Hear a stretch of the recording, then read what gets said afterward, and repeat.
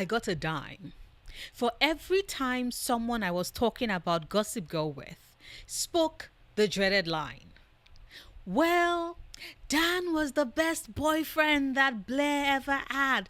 They would have been so perfect together if they were endgame.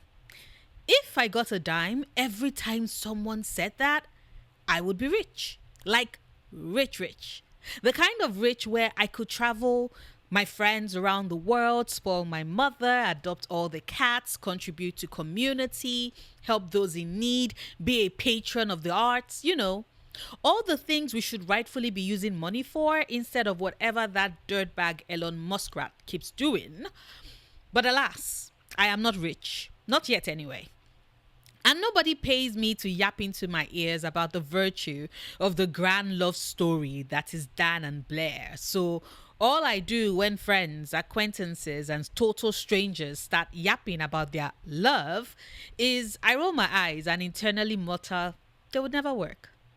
And so I decided to turn my inner voice into my outer voice by putting to rest once and for all the grand old debate of whether or not Dan would have been a perfect boyfriend to Blair Waldorf.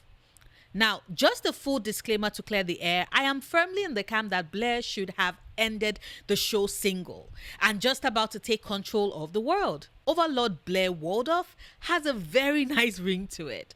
But we didn't get that, and I'm not going to lie. I wasn't mad at the ending with Chuck either, because those two were absolute messes who brought out the worst in each other and fed that toxic ship that you watch with absolute fascination because Leighton Mister and Ed Westwick had fantastic chemistry together. And at least Chuck didn't fuck his stepmother or her best friend, nor did he try to bankrupt her family. He did trade her for a hotel, but what can I say? Blair really did have the worst taste in men. Which is why my girl should have ended up single and with world domination in her pocket, but alas. And if you're curious about why I'm suddenly talking about Gossip Girl, well, blame a certain Coachella performance because yes, hearing Lady Gaga belt her lungs out took me right back to the very first time I heard the song. With a laughing Serena kissing a laughing Nate to the chagrin of an irritated Dan Humphrey. Yes, I'm talking about the iconic paparazzi. Now, before you come and read me the list of the many ways that Dan and Blair are perfect for each other, I will stop you right there and say that yes, I know. I think that the few instances of genuine friendship we got between them was lovely and absolutely beautiful. Until I remember that his ass was the one who leaked Blair's love confession to Chuck, putting it on blast and for everyone to watch just before she and Louis could exchange their vows. And who was there to pick up the pieces? Would you look at that? It's Lonely Boy. You see, it's that MO of his that is the reason why I have always believed they would never work whilst the show aired, and it is a conviction I maintain to this day. Yes, they both love old movies. Yes, they both love books, specifically the classics. Yes, they love going to art exhibitions, share a sense of humor. If it was anybody else, I would clap at that pairing and say that Blair could not do any better than that. But it's because it's Dan Humphrey that I hold back that thought. Because the person Dan has always been in the show, from his words to his actions and all the revelations we get about him in the 6th season, is someone who had one goal and one goal only: to ingratiate himself into the lives of those living on the Upper East Side. And like, I'm not going to knock his hustle. The boy had clearly defined goals, kept those goals in his sight, and was able to accomplish all he set out to do, and even got the girl in the mix. But that's the thing. The only girl he could get, the only one who decided to stick with him and spend the rest of her life with him, was the one who didn't have the self-esteem to demand for better. And before you come and say, girl, there were so many women who clearly loved Dan Humphrey, you're just being a hater. One, yes, I am a hater of Dan Humphrey. I never could stand his sanctimonious, judgmental, irritating ass since season 1. And he kept proving me right. 2, yes, Dan did pull quite the number of women: Serena, Vanessa, Georgina, Olivia, who was played by the ever delightful Hilary Duff, and I wanted more of her scenes. But of all the women he pulled, Vanessa liked him way more than he liked her. Olivia was busy being an actress and had to get back to her life, which left us with the women he actually wanted. Because remember, he did confirm to us through his words the dumbassery of the apology he gave to Serena after he wrote yet another scathing expose about her, and after the review that he is, spoiler alert, Gossip Girl. Although, do I still need to say that? It's been a decade, over a decade since the show wrapped up, and I'm assuming if you're watching this video, you've seen it to the end, or you at least know about the end. But just in case, yeah, spoiler alert, Dan is Gossip Girl. Ludicrous, I know, but that's what the show went with, so we're rolling with it. But back to what I was saying. He confirmed post-reveal that everything he did was to gain access into the inner sanctum of the lives of Manhattan's elite family so that he could also get the girl, i.e., Vanessa was not the girl for him because her zip code was way off. Serena, Georgina, and Blair, however, were just right. Except Georgina is messy as hell, and as much as we all love her, even Jesus had to know that that bitch couldn't be tied down. Plus, she was missing something that Serena had in spades. Georgina had a clear understanding of her own worth and what she deserves. It's something that she and Blair have in common, alongside the scheming and being grade A bitches. Serena, unfortunately, didn't have that. And so it was easy for Dan to continuously judge her choices, give her a false sense of safety and comfort, which he keeps taking away every time she steps out of line, in a way that he feels is disrespectful to him and his false ideals of her. Serena's entire arc is about her desperation to be loved, to be seen, to be understood. Emotional baggage brought on by the abandonment that William bred in her. And before you say, well, Blair's father also abandoned her, I beg your pardon, and I do disagree strongly with that.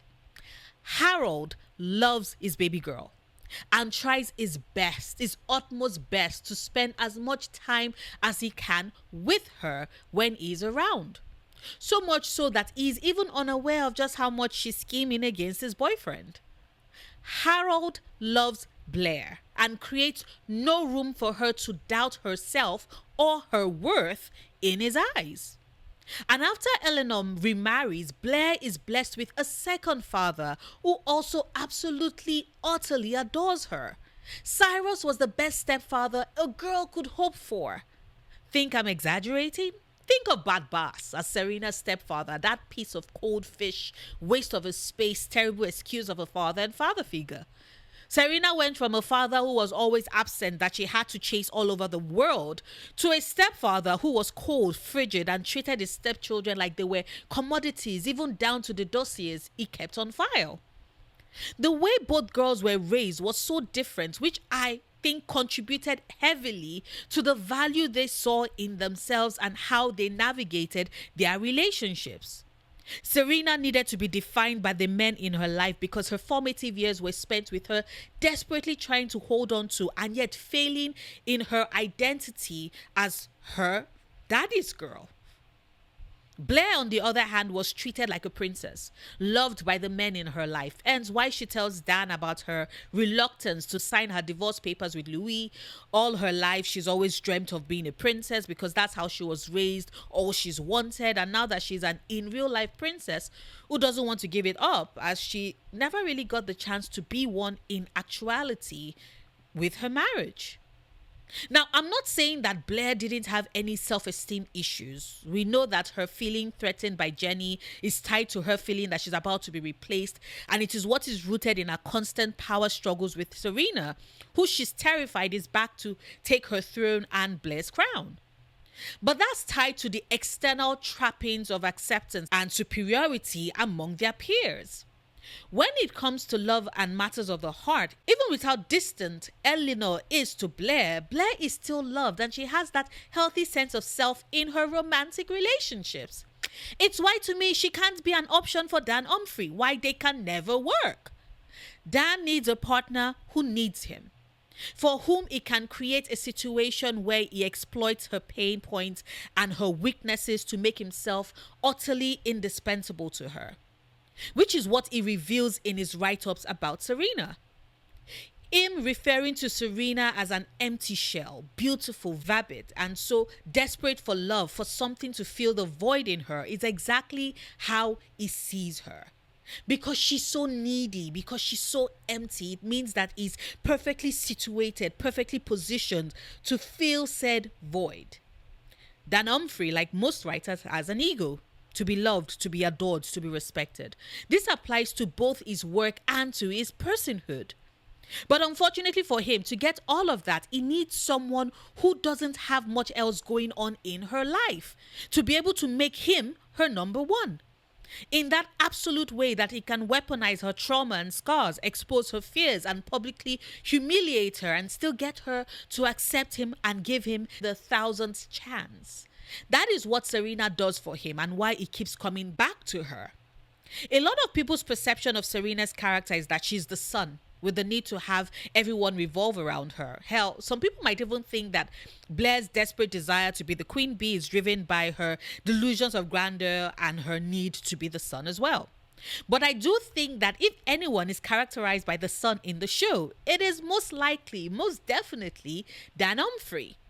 Even back when he was play acting as Lonely Boy without any claws or teeth.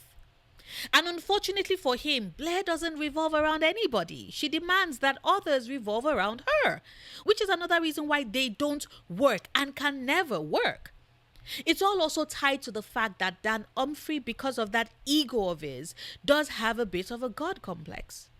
The reason why he keeps having this push and pull relationship with Serena, where he sometimes does things to punish her when she steps out of line. For example, when he thinks that she's bullying Amanda, even though Penelope is the one who makes her a martini, on orders from Chuck, and thus humiliates Serena without even giving her a chance to speak, is because he's operating under the fallacy that he can change her, make her into a better person. And it's not just her. It's why he was so upset when Serena points out to him that the Blair he's convinced himself is in love with is the girl he created in his mind, not the real Blair. Because the real Blair is someone who schemes and plots. It's something she's good at and is at the very core of her nature. And that's something that Dan can never be able to wrap his head around, because he stands no chance, no possible way of saving her or changing her like he aims to do with Serena. Blair doesn't want saving. She doesn't need it. What she needs, a partner in her schemes, is something that Dan Humphrey, no matter how many other things that they do together and have in common, can never give her. Because Dan likes to lie to himself and convince himself that he is not a schemer. Which is laughable when you think about it, because the man that maintained his identity as Gossip Girl, even through the season where it was ping-ponging all over the Upper East Side, like everyone trying to play a game of Clue, that man who's always been Gossip Girl and who took on that identity because it would serve him well and help him gain what he wanted, which in this case was a leg into Blair and Serena's world, that man is the schemer.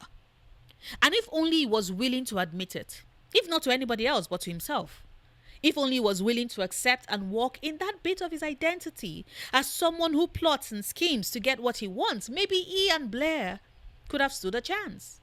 And maybe I wouldn't have made this video because they could have worked. Because the thing about Blair and the final relationship she ended up with is that as much as she acts otherwise, she really isn't about the pretense.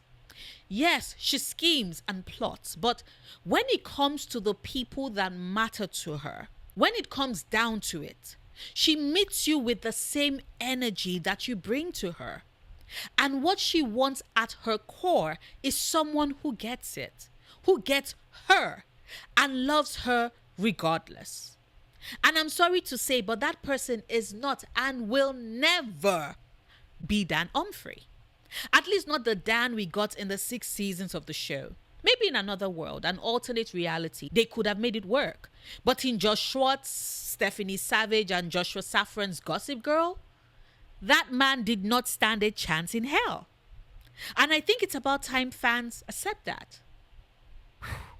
Boy, am I glad I finally got that off my chest. Tell me, were you a Dare shipper or fan back in the day? Did you spend time trying to convince the rest of the world that your ship should have happened? Was I able to convince you that this was a ship that wasn't going anywhere? Or did I just waste my breath and you are going to be Team Dare till the end of time? No matter. Ship what you want. Support who you want. I'm all for it.